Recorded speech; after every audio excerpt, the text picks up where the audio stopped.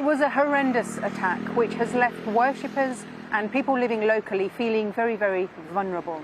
It has come on the eve of the holy month of Ramadan. People here say that makes them feel particularly vulnerable and targeted. Now, there is CCTV footage of the attack which we're going to show. I have to warn, it is distressing to watch. The footage shows an elderly gentleman wearing white. He was well known, he had been worshipping here. He sometimes performs the namaz prayer here. You can see him on the right of the screen. He's approached by a man who starts talking to him. The man seems very agitated. He starts pointing at the elderly gentleman. He follows him to the edge of the screen, and then you see a flash. And in that moment, the attacker has poured what we understand to be petrol over the elderly man before setting him alight. It was an absolutely shocking attack which happened around 7 o'clock last night.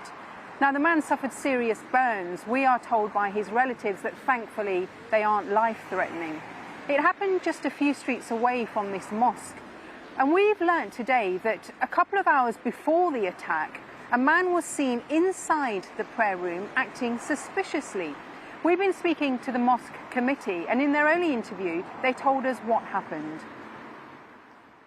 I was in the office, and it was towards Asr time.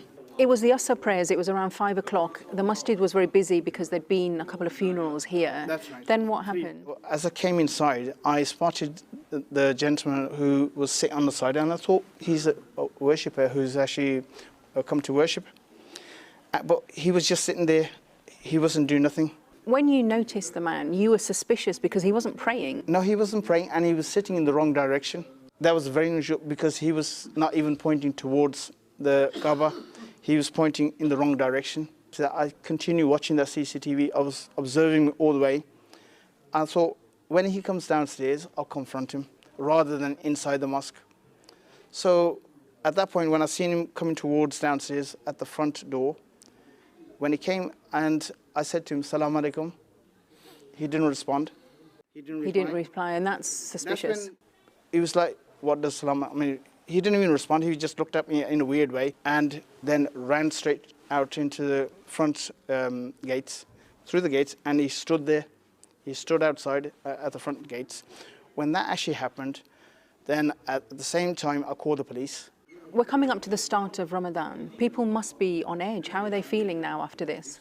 Of course, they're scared and they're devastated to hear something like this. Ramadan's coming. It's the beginning of Ramadan, and this makes an effect, not just here in this mosque, it makes an effect nationwide.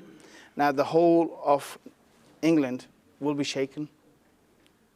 I mean, wherever they hear about this, they will be frightened that this is what's happening. Earlier today, worshippers recognised the man who had carried out the attack hanging around outside this mosque. They rang the police, who arrested him. It's now being investigated by counter-terrorism police, and they are investigating whether it was linked to a previous attack in Ealing in West London, which was very similar, in which an elderly man was also set alight after leaving the mosque.